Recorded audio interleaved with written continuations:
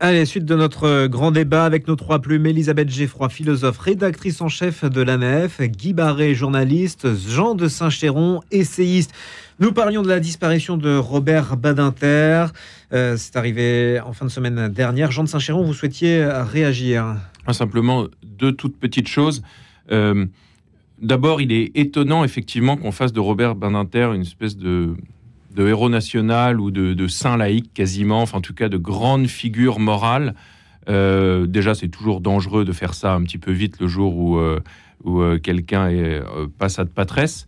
Mais en plus, ce qui est étonnant, c'est effectivement son grand fait d'armes, c'est l'abolition de la peine de mort. Et cette espèce de héroïsation de Robert Badinter intervient à une époque où maintenant plus de la moitié des Français se disent favorables au rétablissement de la peine de mort, après plusieurs années, il est vrai, au cours desquelles les militants pour étaient minoritaires. Alors on peut sans doute attribuer cette recrudescence au terrorisme et puis à la mise en lumière des crimes sexuels qui ulcèrent beaucoup nos compatriotes. Mais en tout cas, voilà, puisque nous sommes sur Radio Notre-Dame, je voulais rappeler quelle était la position de l'Église, parce que beaucoup de chrétiens se la posent, sur la peine de mort. Aujourd'hui, il y a une seule exception à la peine de mort qui est permise par le magistère, c'est si elle est l'unique moyen praticable pour protéger efficacement de l'injuste agresseur la vie d'êtres humains. En gros, dans un pays où on ne peut pas mettre en prison quelqu'un qui présente un risque important ou réel pour la vie de ceux et celles qui l'entourent. Donc en France, c'est sûr que ce n'est pas le cas. On sait qu'il y a une surpopulation carcérale, mais c'est plus les dealers qui la provoquent que les terroristes ou les criminels sexuels. Donc en tout cas, on peut tenir hors d'état de nuire les gens qui seraient des dangers publics. Et puis deuxièmement, il faut rappeler que le magistère a enfoncé le clou ces dernières décennies, puisque de manière absolument continue et sans remettre en cause absolument la position, Jean-Paul II, Benoît XVI, puis le pape François sont absolument clairs sur le fait que la peine de mort ne peut pas être en conscience défendue par un chrétien en dehors de la situation exceptionnelle que je viens de dire. En tout cas, c'est la position de l'Église. C'est important, on se rappelle. Mercredi, un hommage national a été rendu à Robert Badinter. Le chef de l'État, Emmanuel Macron, a clairement appelé à son entrée au Panthéon. Qu'en pensez-vous les uns les autres ? Elisabeth Geffroy, vous souhaitiez réagir à cette annonce ? Moi, en tout cas, cette annonce-là, je pense, ni ne m'enthousiasme follement, ni ne m'attriste particulièrement. Pourquoi pas ? Mais je pense que ça devrait nous faire réfléchir un peu plus globalement à ce que serait un bon critère de panthéonisation. Le décret de la République qui a instauré cette pratique de panthéonisation ne donne absolument aucun critère. C'est laissé à la discrétion du chef de l'État. C'est simplement les grands hommes qui ont mérité de la patrie. Donc, grosso modo, il n'y a pas de critère. En tout cas, c'est trop général pour que ça en constitue un véritablement. Et je pense qu'en fait, ce que m'inspirait cette séquence, c'est que un sain critère de panthéonisation, je pense, pourrait être d'en exclure les personnalités qui se sont illustrées sur des sujets d'opinion. Jean rappelait que quand la peine de mort a été abolie, 67% des Français étaient contre cette mesure-là. Alors, la classe politique était pour et c'est passé très largement à l'Assemblée nationale, mais les Français étaient globalement plutôt contre. Aujourd'hui, 55% se disent aussi contre. Alors, je ne sais pas si c'est contre la peine de mort en tant que telle ou sur le symbole qu'elle constituerait, c'est-à-dire le retour à une justice qui ne serait plus débonnaire et laxiste. C'est un autre débat. Je ne sais pas si les termes du débat sont bien posés et si le débat est mûr dans la société. En tout cas, le fait est qu'il y a un hiatus entre l'unanimisme politique et ce qui semble être l'état de l'opinion publique. Donc là-dessus, je pense qu'il pourrait y avoir quelque chose d'un peu sain à par exemple, panthéoniser des gens qui ont œuvré à la défense du pays. Il y a eu beaucoup de résistants qui sont rentrés au Panthéon. Un héros qui a donné sa vie, on pourrait penser à Arnaud Beltrame, ou les grands poètes, les grands artistes qui ont contribué à faire rayonner la grandeur de la France par leur action culturelle. Ça, pourquoi pas ? Un autre critère, je pense, ce serait celui de laisser à l'histoire le temps de faire son œuvre. C'est-à-dire que je trouve que là aussi, il y a un décalage entre ce qu'est une panthéonisation, c'est-à-dire décréter que X est un grand homme, ce qui revient à dire qu'on le place en quelque sorte hors du temps, et le mode de panthéonisation qui, au contraire, est extrêmement soumis à l'esprit du temps, et où, pense-t-on qu'un Emmanuel Macron ou un autre président, d'ailleurs, s'empêcherait de panthéoniser quelqu'un s'il pensait que ça lui ferait une séquence politique un peu admirable. On ne pense pas. Donc, je pense que là encore... la République pourrait presque s'inspirer de l'Église catholique. C'est une boutade, mais pas seulement. L'Église catholique donne un délai de 5 ans après la mort d'une personne pour qu'on puisse ouvrir ne serait-ce qu'un procès de canonisation. Alors, on ne va pas demander à la République d'attendre 2 miracles pour panthéoniser des personnes, mais en tout cas, l'idée que le temps seul consacre les grands hommes et que les grands hommes doivent passer cette épreuve du temps pour être décrétés tels, je pense qu'il y aurait là quelque chose d'assez raisonnable et prudent. Guy Barret. Oui, la panthéonisation, c'est effectivement une sorte de canonisation laïque. Et je suis d'accord qu'il faut laisser du temps au temps pour ça. Parce que ça se fait tout de suite après la mort, ou peu de temps après, dans une espèce d'émotion collective, légitime ou pas. Et puis, une fois que le processus est lancé, c'est difficile de l'arrêter. Et comme le disait Elisabeth, il n'y a pas de critère objectif. Ce que pourrait faire Macron, au lieu peut-être de le panthéoniser, c'est ça, voilà, et c'est de limiter. Je veux dire par là qu'on le félicite, surtout à gauche d'ailleurs, d'avoir fait voter une loi ou avoir une prise de position qui était en rupture avec ce que les sondages disaient de l'opinion des Français. Imiter Badinter, pour Macron, serait maintenant en disant, écoutez, il y a, selon les sondages, et ça dépend comment on pose la question, mais les Français sont favorables à une exception d'euthanasie, eh bien moi, je suis contre, alors il n'y aura pas de loi sur l'euthanasie.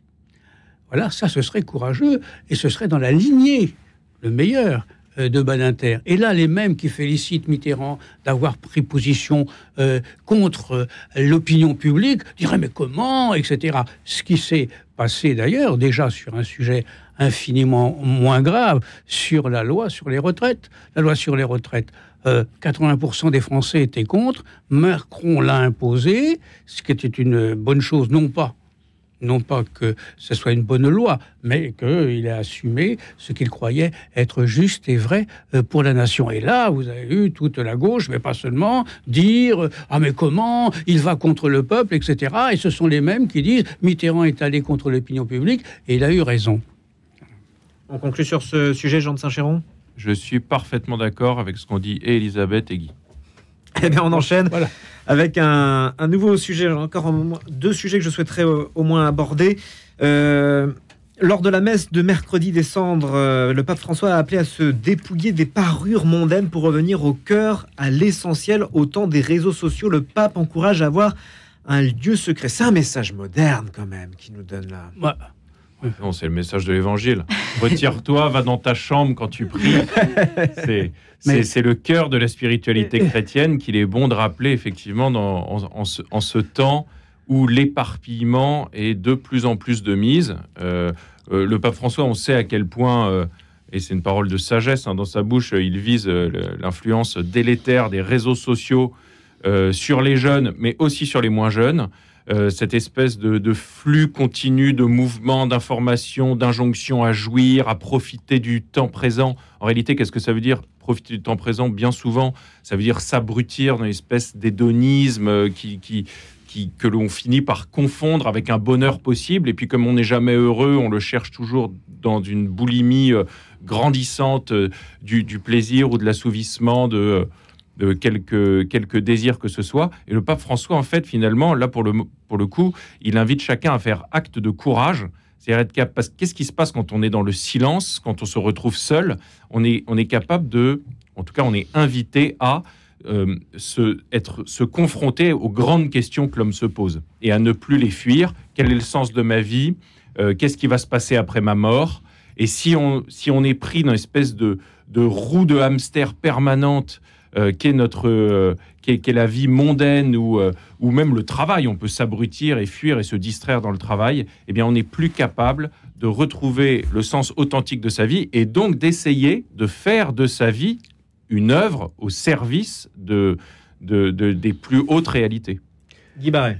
Oui, je crois que je ne sais pas si c'est chez Certon ou un autre, mais enfin, qui a dit que le monde moderne est un complot contre le silence. Bernanos. Bernanos. Contre toute espèce de vie intérieure. Voilà.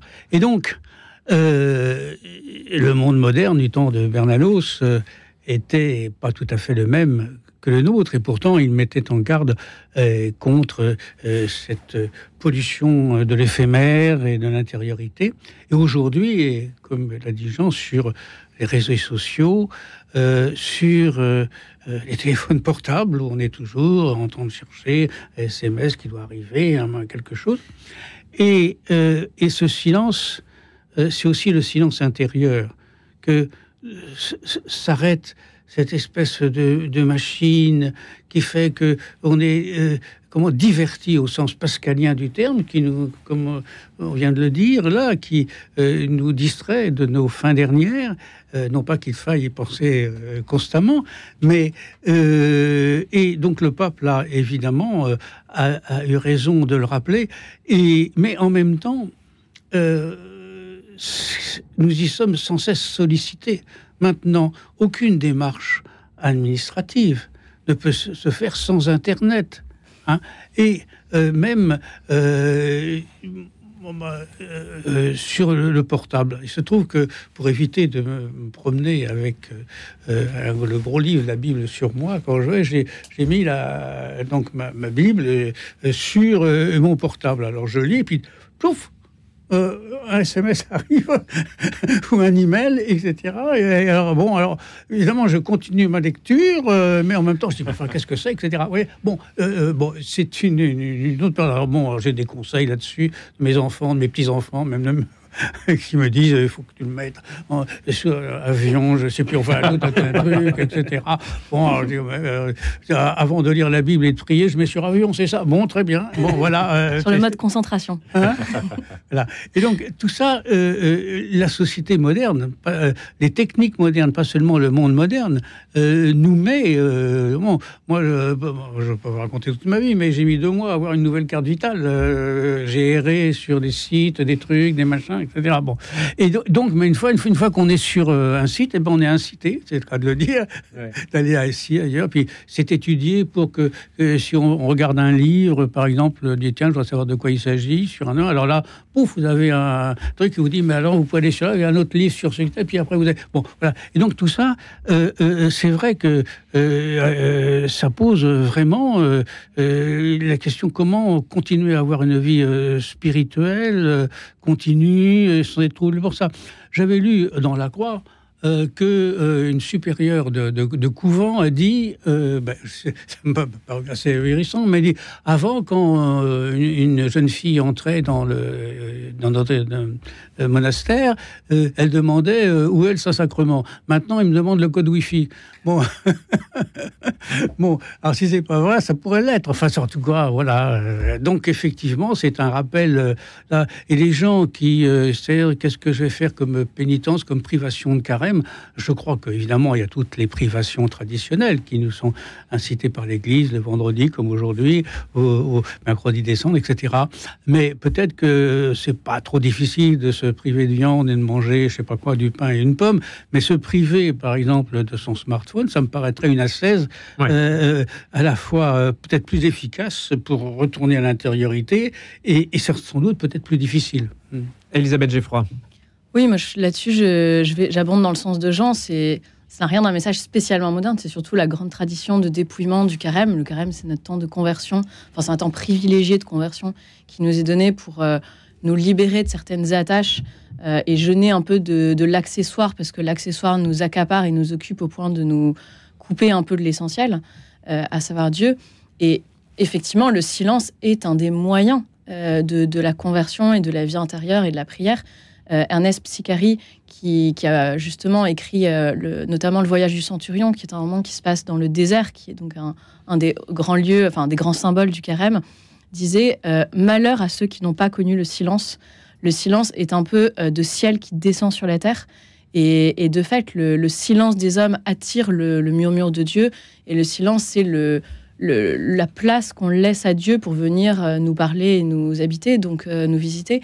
Donc, effectivement, on comprend qu'il faille prendre des moyens pour réhabiliter un peu ce silence, et que là-dessus, il y a une des conversions quand même possible, c'est une conversion au retour à la réalité, à l'exigence de la réalité. Le père Luc de Belsize publie hier dans le JDD une très belle tribune justement sur cette lutte contre les sirènes du virtuel. Il citait notamment l'exemple du fameux mythe de la caverne de Platon, où les hommes sont accaparés par le miroir des ombres. Ils peuvent passer une vie entière à ne regarder que ce qui est projeté sur les parois d'une caverne, sans jamais se donner le mal de sortir de cette caverne. Et la sortie de la caverne, chez Platon, est solitaire, difficile, ardue, et pourtant elle est la condition pour accéder à la réalité pleine. Donc là-dessus, effectivement, je pense que François nous fait bien de nous interpeller, mais sans que ce soit quelque chose de révolutionnaire ou une réinvention de la poudre. Allez, je voudrais qu'on parle du Conseil d'État maintenant, qui demande à l'Arcom un meilleur contrôle de CNews. Est-ce que c'est une atteinte à la liberté, finalement ? Ça me paraît assez évident, oui, que surtout, il paraît que c'est pas uniquement CNews, mais surtout l'audiovisuel. Mais enfin, ça a été c'est CNews qui est visé.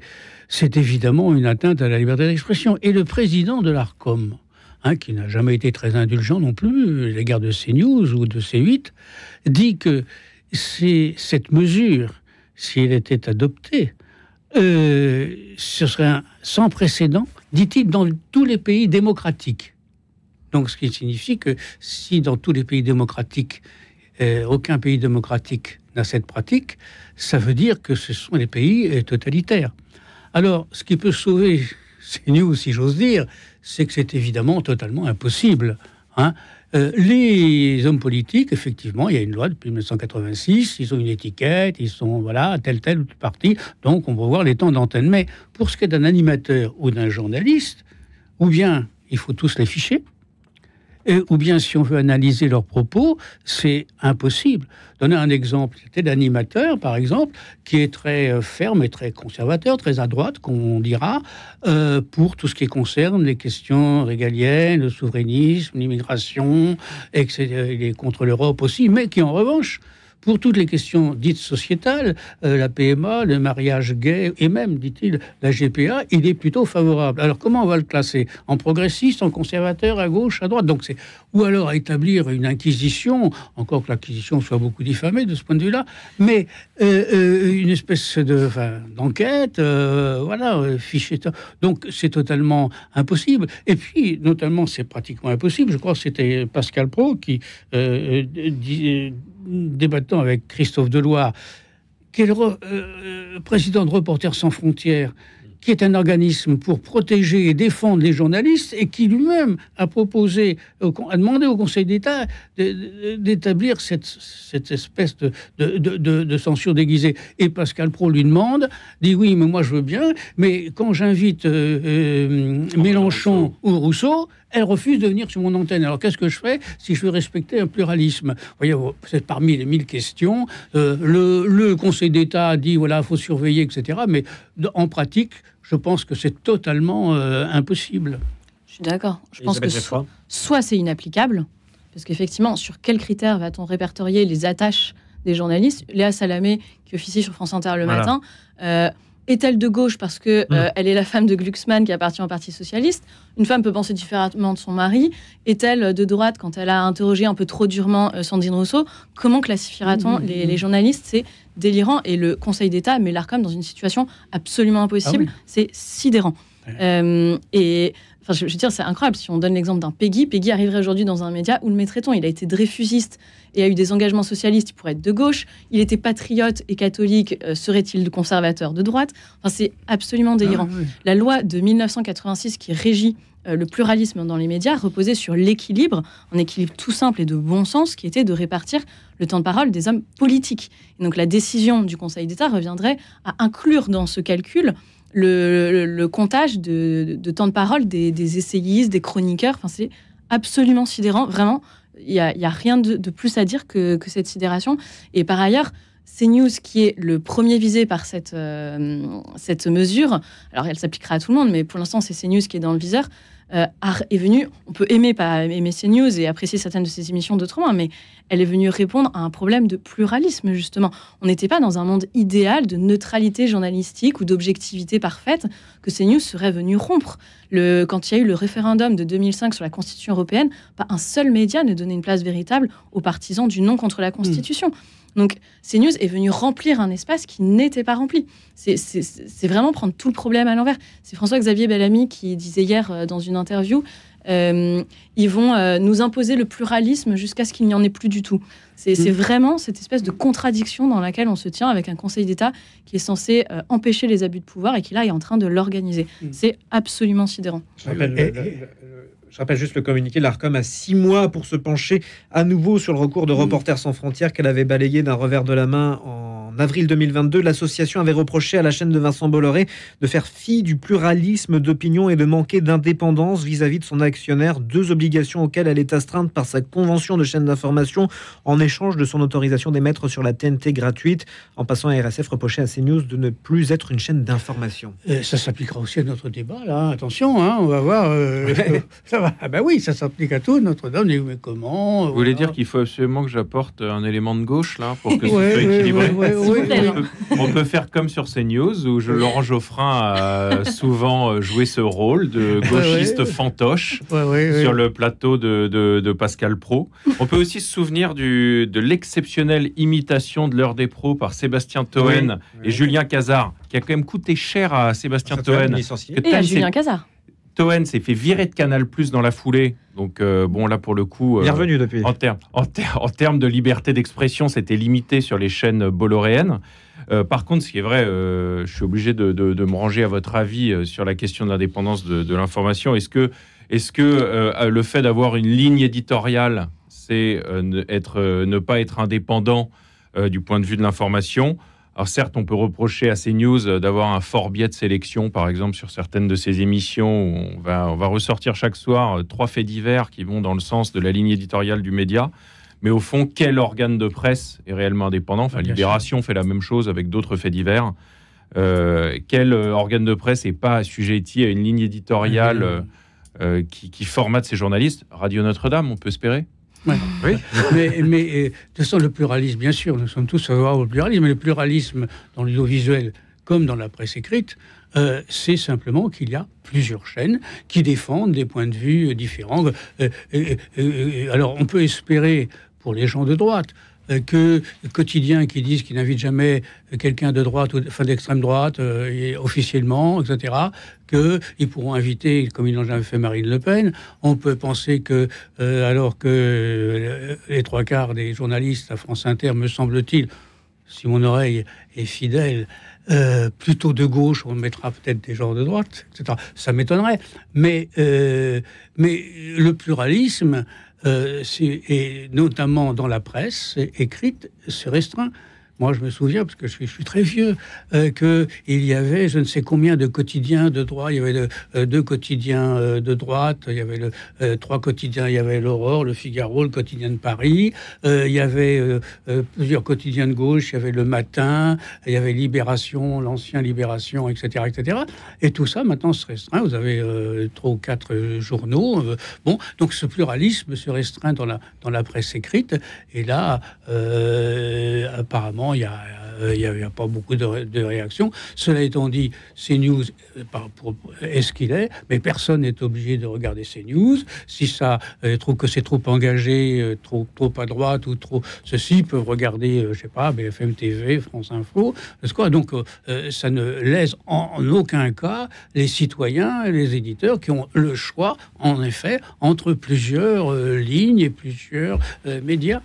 Surtout, ça montre une sorte de panique morale, de panique et d'aveu de faiblesse, en l'occurrence de Reporters sans frontières, d'une certaine gauche de façon plus large. Mais on essaye de contraindre quand on a renoncé à convaincre. Et l'expression de panique morale est toujours énervante parce que c'est ce que beaucoup, typiquement, quand il y a eu tous les développements sur le wokisme, tout le monde disait mais c'est simplement le camp conservateur qui est en pleine panique morale et qui a peur de perdre pied. Et donc c'était l'accusation qu'on renvoyait toujours. Là, honnêtement, on pourrait le renvoyer à Reporters sans frontières et consorts. C'est vraiment, me semble-t-il, un aveu de faiblesse et de panique de leur part. Et ben c'est sur ces mots qu'on va conclure ce grand débat du vendredi 16 février. Merci Elisabeth Geffroy. Je rappelle que vous êtes philosophe, rédactrice en chef de l'ANEF. Guy Barré, merci. Vous êtes journaliste. Jean de Saint-Chéron, merci à vous. Vous êtes essayiste. La semaine prochaine, un nouveau grand débat. Vous retrouverez à cette place pour le présenter, pour le modérer. Ce sera Louis Dauphren, bien sûr.